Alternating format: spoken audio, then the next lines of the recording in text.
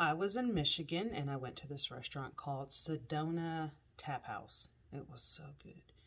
It was so good to where not only did I go that night, but then we turned around and went again before we left the next day. So it was that good. Anyway, I had a pasta. It was called Devil's Pass pasta, and copycat the ingredients to make it myself.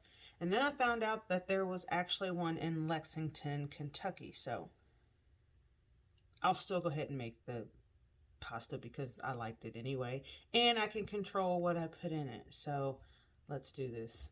This is the Devil's Pass. It's going to be good. It's going to be really good. All right, I'm just going to start chopping some stuff up. So that's what I always do anyway.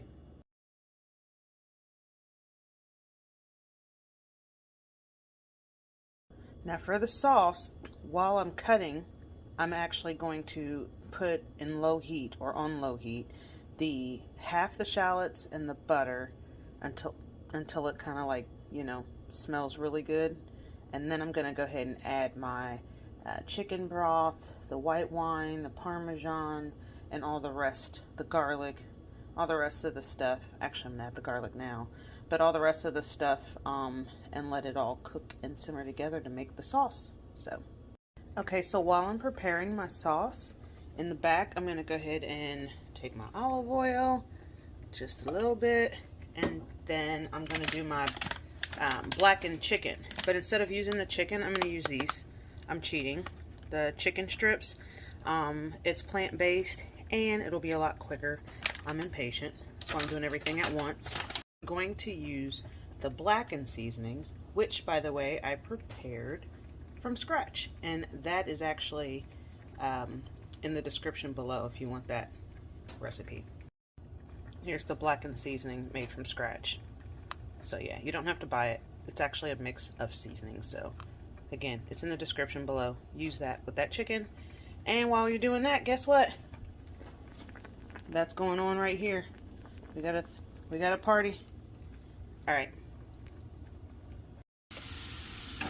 So here's the color that blackening seasoning gives the fake chicken. We call it Chik'n, or the plant-based chicken. And then as you can see, I did add some mushrooms in mine.